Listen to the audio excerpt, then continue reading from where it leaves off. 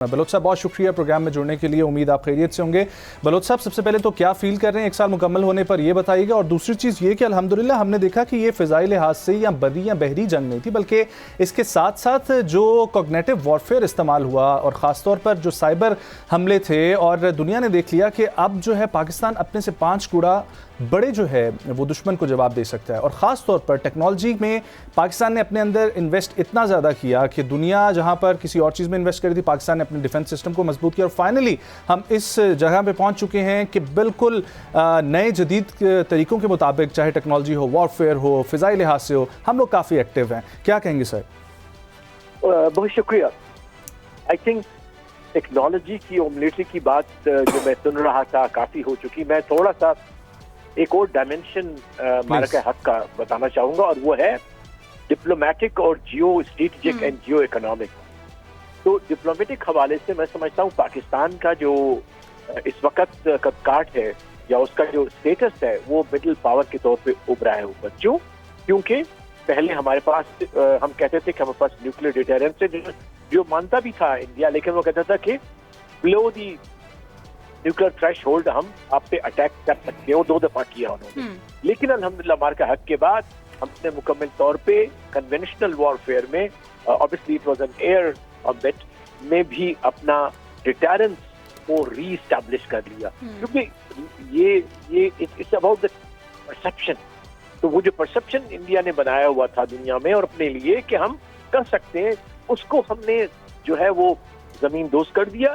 और साथ ही दुनिया को पता लग गया कि पाकिस्तान डिस्पाइट अददी तादाद के कम होने के बावजूद भी जो है वो स्ट्रेटेजिकली इतना साउंड है, टेक्टिकली इतना साउंड है और टेक्निकली इतना साउंड है कि अपने से बेहतर इवन इक्विपमेंट रखने वाले को बात कर देता है। नंबर 1। नंबर 2, हमने जदीद दौर की एक जंग लड़ी, 21st सेंचुरी की जंग लड़ी, जो कि नेटवर्किंग की जंग होती है, जो कि मल्टीपल स्फेयर की जंग होती है।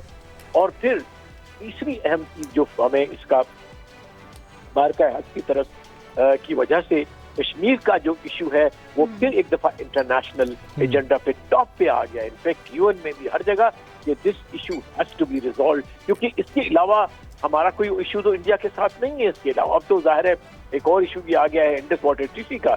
लेकिन जब ये लड़ाई हो रही थी उससे पहले जब उन्होंने इसको रिवोक किया इंडस वाटर ट्रीटी को, वो एक और सब्जेक्ट है। लेकिन उसमें ये है कश्मीर जो है वो टॉप पे चला गया और ये रियलाइज हुआ दुनिया को कि Kashmir has to be resolve. It is a pending resolution है इसका यूनाइटेड नेशंस का, और एक फ्लैश पॉइंट है 2 न्यूक्लियर स्टेट्स के दरमियान।